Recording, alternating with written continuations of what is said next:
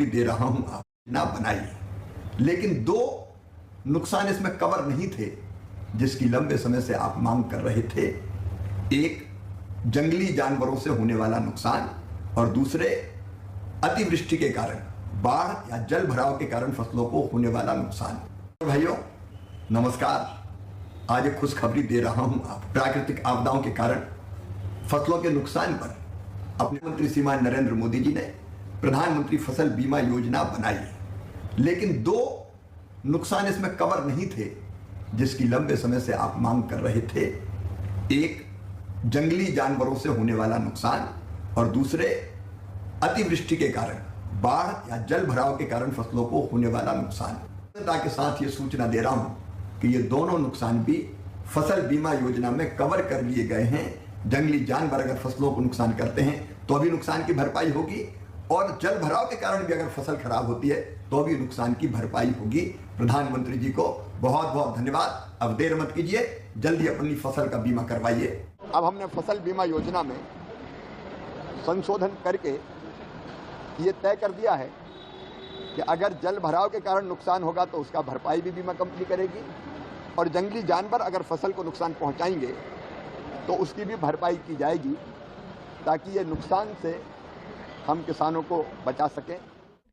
सभी किसान भाइयों के लिए एक हम महत्वपूर्ण जानकारी प्रदान करने वाले हैं। जानकारी ऐसे प्रदान करने वाले हैं कि आपने फसल बीमा योजना के बारे में तो खूब सुना कि फसल बीमा करवाइए ताकि आपकी फसल बच जाए।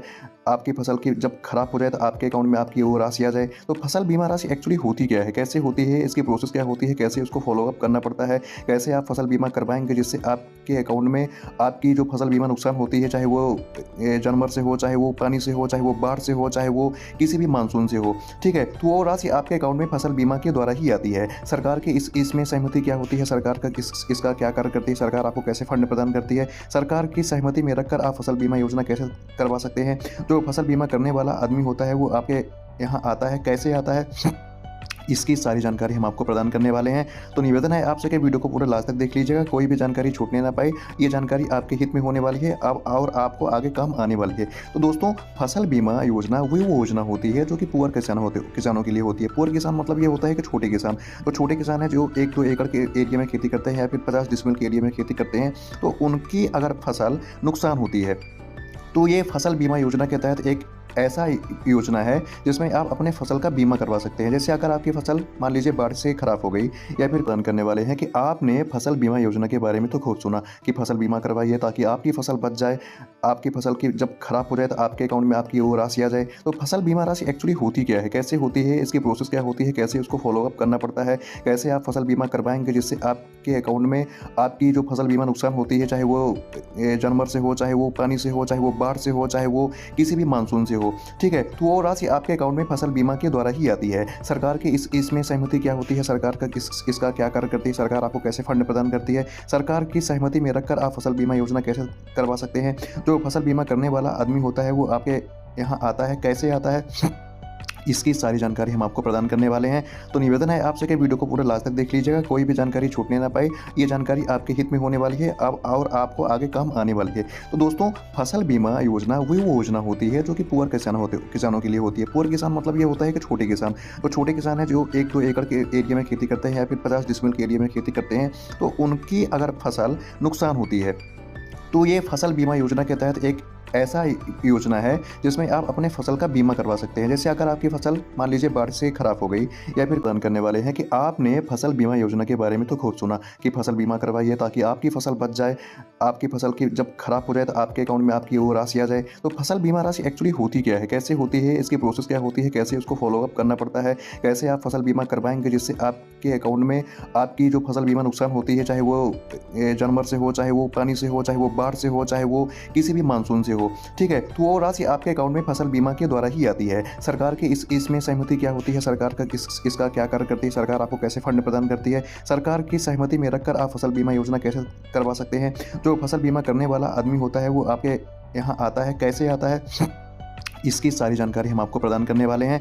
तो निवेदन है आपसे कि वीडियो को पूरा लास्ट तक देख लीजिएगा, कोई भी जानकारी छूटने ना पाए। ये जानकारी आपके हित में होने वाली है अब और आपको आगे काम आने वाली है। तो दोस्तों, फसल बीमा योजना वो योजना होती है जो कि पुअर किसानों के लिए होती है। पुअर किसान मतलब ये होता है कि छोटे किसान। तो छोटे किसान हैं जो 1-2 एकड़ के एरिया में खेती करते हैं या फिर 50 डिसमिल के एरिया में खेती करते हैं, तो उनकी अगर फसल नुकसान होती है तो ये फसल बीमा योजना के तहत एक ऐसा योजना है जिसमें आप अपने फसल का बीमा करवा सकते हैं। जैसे अगर आपकी फसल मान लीजिए बाढ़ से खराब हो गई, या हम आपसे निवेदन करना चाहते हैं कि सभी किसान भाई, सभी लाडली बहन, सभी लाडली आवास योजना जिनको लाभ मिलते हैं, वो सभी जाके अपने अकाउंट की ई-केवाईसी ज़रूर करवा लीजिए। ई-केवाईसी करवाने से आपको बहुत बड़ा फ़ायदा होगा। ई-केवाईसी एकमात्र आपको एक शिफ्ट की अकाउंट राशि प्रदान नहीं करेगी, बल्कि आपको जितनी भी आपके अकाउंट में राशियां आती हैं वो सभी राशियां आपके अकाउंट में आएंगी और बराबर आपको फ़ायदा होगा। तो मेरा आपसे निवेदन है कि सभी आधार कार्ड की, मोबाइल नंबर की, बैंक अकाउंट की, जो भी राशि जिसमें अकाउंट में आप लेते हैं उन सभी के अकाउंट की ई-केवाईसी आप ज़रूर करवा लीजिए। ई-केवाईसी करवाने का एक मकसद ये होता है कि जब आप कंप्यूटर की दुकान में जाते हैं और उसे बोलते हैं कि आप ई-केवाईसी करना है या फिर आधार कार्ड केवाईसी करना है या फिर मोबाइल नंबर में लिंक करना है, तो ये जानकारी आपके लिए बहुत ज़्यादा अच्छी साबित होने वाली है। ई-केवाईसी करने से जो अकाउंट में किसान योजना की राशि 2000 रुपये आपके अकाउंट में आती है, वो टनाटन आपके अकाउंट में बराबर आ जाएगी, कोई दिक्कत के बिना आ जाएगी। अपने बैंक अकाउंट नंबर से अपने मोबाइल नंबर को लिंक करवा लीजिए, अपने आधार कार्ड को अपने मोबाइल नंबर से लिंक करवा लीजिए, ताकि आपके अकाउंट में बराबर 2000 रुपये की राशि आ जाए। और हम आपको बताते हैं कि अकाउंट की जो राशि आती है वो कैसे आती है। अकाउंट की राशि लेने के लिए आपको एक फॉर्म भरना पड़ेगा पीएम आवास योजना का। पीएम आवास योजना में आपको जाएंगे जब, वहाँ पे आपको कई सारे फॉर्म मिल जाएंगे, कई सारे मेन्यू मिल जाएंगे। उन सभी मेन्यू में जाइए और अपने पीएम आवास योजना का एक फॉर्म भर दीजिए। पीएम आवास योजना के फॉर्म भर के अब ये सारी जानकारी उसमें सबमिट कर दीजिए।